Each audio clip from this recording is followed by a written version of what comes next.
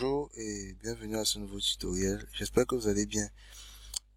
Ici, nous sommes à la leçon 2 qui porte sur les notes. Et si vous n'avez pas déjà vu la leçon sur la portée, je vous invite à rentrer en arrière dans les vidéos sur la chaîne et vous allez voir les vidéos sur la portée. Donc aujourd'hui, on va parler des notes. C'est quoi exactement les notes? Ici, les notes représentent des durées et des sons. Selon les différentes figures, les notes expriment des durées différentes. Selon leurs différentes positions sur la portée, les notes expriment des sons différents. Ok. On va expliquer donc ce que ça veut dire. Ici, nous avons cette figure de notes. On a la ronde, on a la blanche, on a la noire, on a la croche, on a la double croche, on a la triple croche et on a la quadruple croche.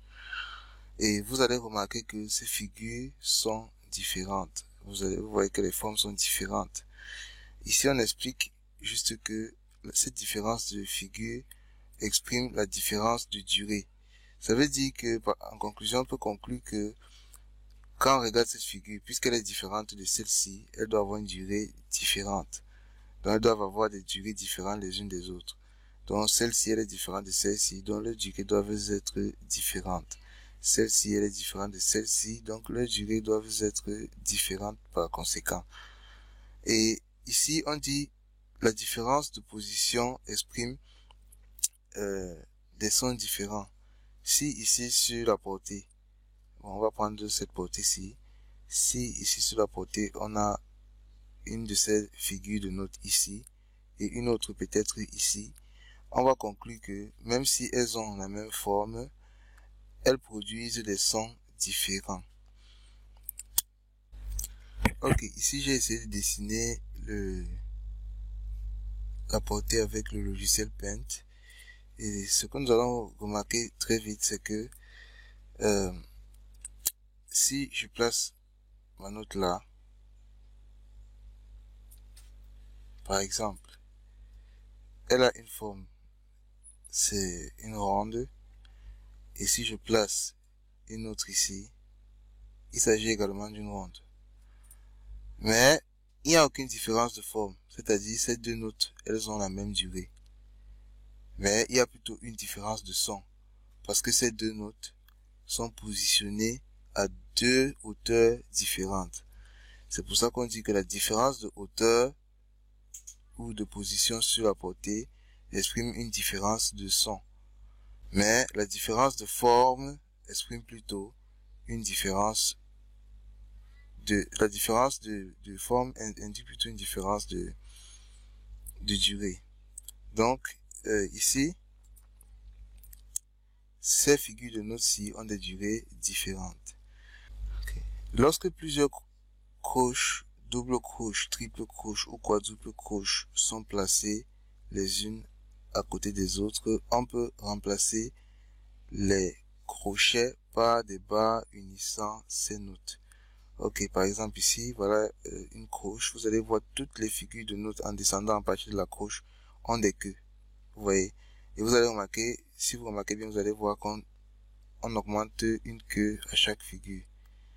Donc ici, à la croche, on a une queue. À la double croche, on a ajouté une queue. Triple, on a ajouté. Et quadruple, on a ajouté une autre queue.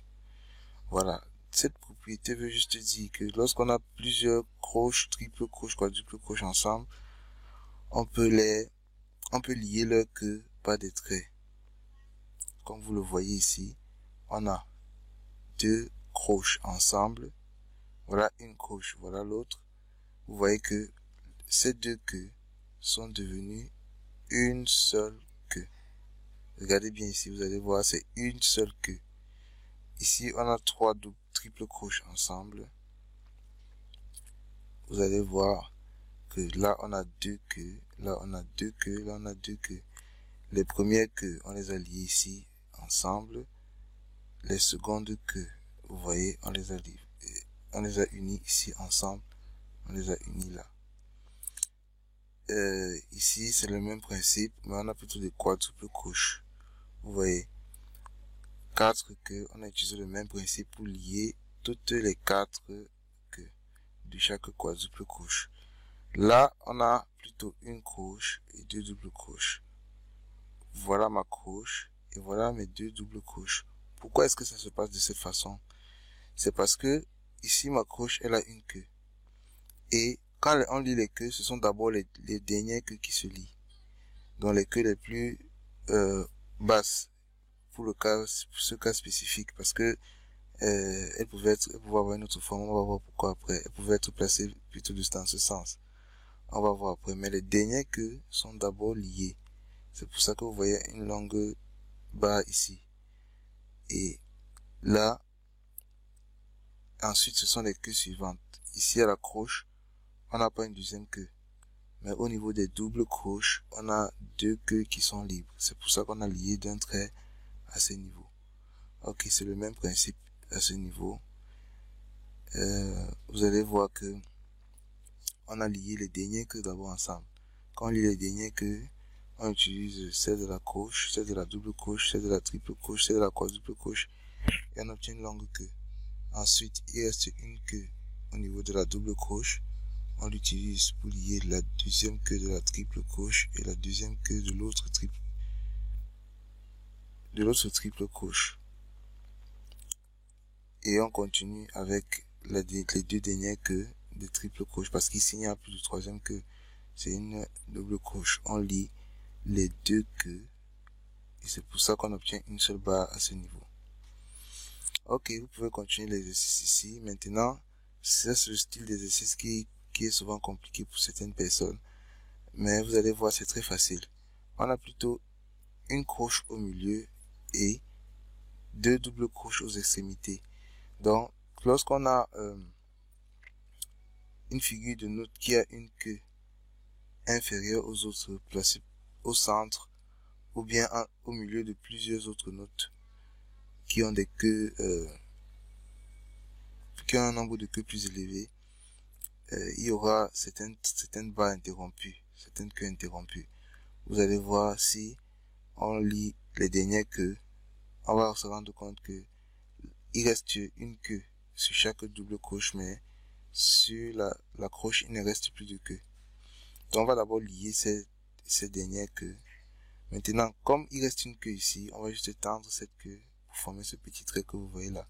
Et ici aussi, on va tendre cette queue vers vers le centre, donc vers la croche. Vous voyez, ça se place là comme ça.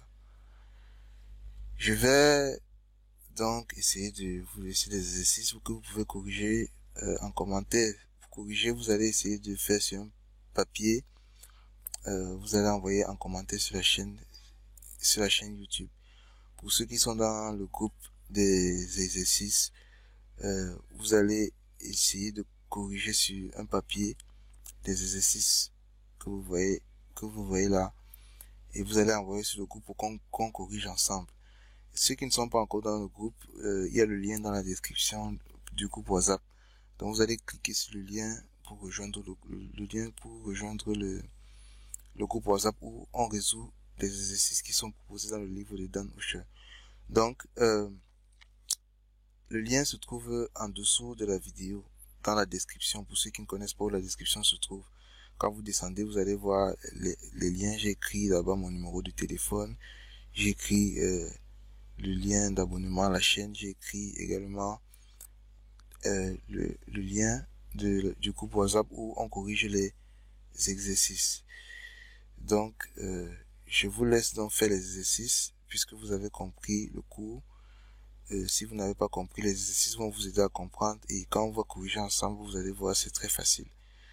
Donc à la prochaine.